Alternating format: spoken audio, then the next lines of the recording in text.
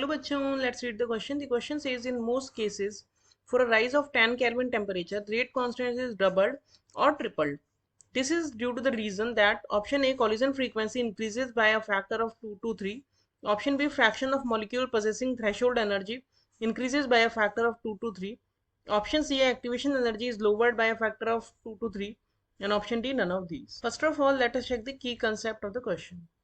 The key concept of this question is that according to Arrhenius equation, the rate constant is given as k is equals to a e to the power minus E A by R T. यहाँ पे a जो है वो जो है frequency factor है या फिर आरएनएस फैक्टर है जो कि बताता है number of frequencies in a given time, और e to the power minus E A by R T जो है वो फ्रैक्शन ऑफ मॉलिक्यूल्स है जिनके पास एनर्जी, एक्टिवेशन एनर्जी या फिर उससे ज्यादा है.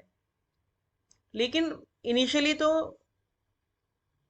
कोलिजन जो थ्योरी आई थी, कोलिजन थ्योरी के हिसाब से उन्होंने इस रेट को इससे रिलेट किया और उन्होंने बोला कि rate is equals to same Z E to the power minus E A by R T, जहाँ पे जेड जो था वो फ्रीक्वेंसी फैक्टर था जो कि कोलिजन्स को कंसिडर कर रहा था कि कितने कोलिजन होंगे और उसके हिसाब से कितनी फ्रीक्वेंसी होगी, और E to the power minus E A by R T same fraction of molecules था.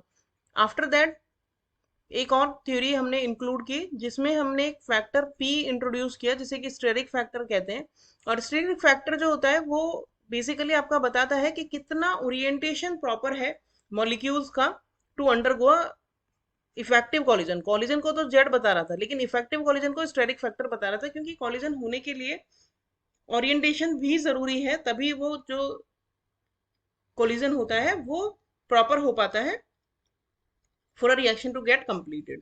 तो ये हमारी फाइनल जो कंसिडर करते हैं वो होता है ये वाला, जो कि रेट को रिलेट कर रहा है आपके ओरिएंटेशन से भी, फ्रीक्वेंसी से भी और फ्रैक्शन ऑफ मॉलिक्यूल से भी. अब अगर हम इस क्वेश्चन का कंप्लीट सॉल्यूशन देखें तो हमें क्वेश्चन में बोला है कि अगर हमने टेम्परेचर को राइज किया तो ऐसा क्या हुआ जिसकी वजह से रेट इंक्रीज हो गई 2 to 3 टाइम्स. तो रेट इंक्रीज होने के रीजन तो दोनों ही होते हैं कि कॉलिजन भी इंक्रीज हो जाती है पहला, और दूसरा है कि number of fraction of molecules बढ़ जाता है जिसके पास एनर्जी जो है वो ज्यादा है as compare to threshold energy या फिर जो एनर्जी रिक्वायर्ड है for the reaction to complete. लेकिन कॉलिजन जो होता है वो बहुत कम बढ़ता है ओनली, लेकिन कॉलिजन जो है वो कम बढ़ता है और 2 to 3% ही उसमें इंक्रीज होता है, लेकिन नंबर ऑफ मॉलिक्यूल्स यानी फ्रैक्शन जो है वो 100 से 200% तक बढ़ जाता है.